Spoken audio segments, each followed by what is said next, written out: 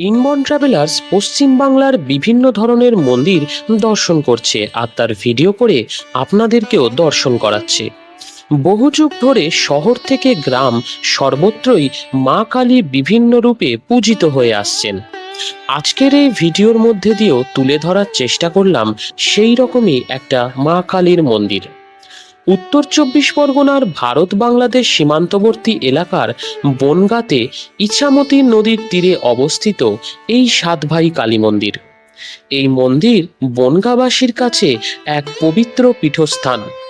অবশ্য শুধু বনগাঁবাসী বলা ভুল হবে, দূর দূরান্ত থেকেও বহু ভক্তের সমাগম হয় জাগ্রত এই মায়ের দর্শন পাওয়ার জন্য, মায়ের কাছে নিজের মনস্কামনা জানানোর জন্য। মন্দিরের পুরোহিত মশাইয়ের থেকে জানতে পারি 500 বছরের প্রাচীন এই মন্দিরের সাথে জুড়ে থাকা সব ইতিহাস। অবিভক্ত বাংলার যশোর জমিদার বাড়িতে ডাকাতি করতে গিয়েছিলেন 7 জন সদস্যের এক ডাকাত দল। তারা জমিদার বাড়িতে সবকিছু ডাকাতি করেন, এমনকি ঠাকুরের বাসনপত্র।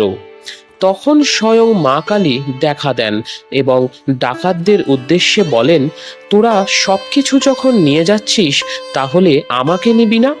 আমাকেও নিয়ে চল। তখন সেই 7 জন ডাকাত কষ্টি পাথরের মায়ের সেই মূর্তি নিয়ে চলে আসেন এবং ইছামতি নদীর পাড়ে কোনো এক পৌষ মাসের রাতে একটি বটগাছের নিচে মায়ের প্রতিষ্ঠা করে পুজো আরাধনা শুরু করেন। এই 7 জন ডাকাত ছিলেন পরস্পরের ভাই, আর তার থেকেই এই মন্দিরের নাম হয় সাত ভাই কালী মন্দির। বর্তমানে সেই মূর্তিটি পবিত্র বটগাছে ঢাকা পড়ে যায়, তাই এই পবিত্র বটগাছটিতেই মায়ের আরাধনা করা হয়।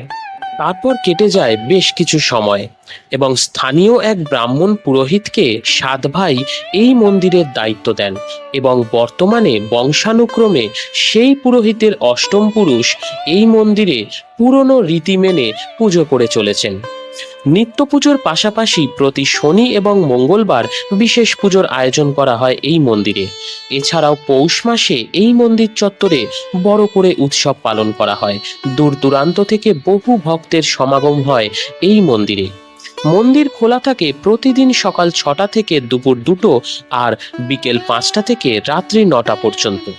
এই মন্দিরে আসতে হলে আপনাদের বনগাঁ স্টেশনে নেবে 1 নম্বর প্ল্যাটফর্মের দিক থেকে বাইরে বেরিয়ে টোটোকে বলতে হবে সাত ভাই কালীবাড়ি।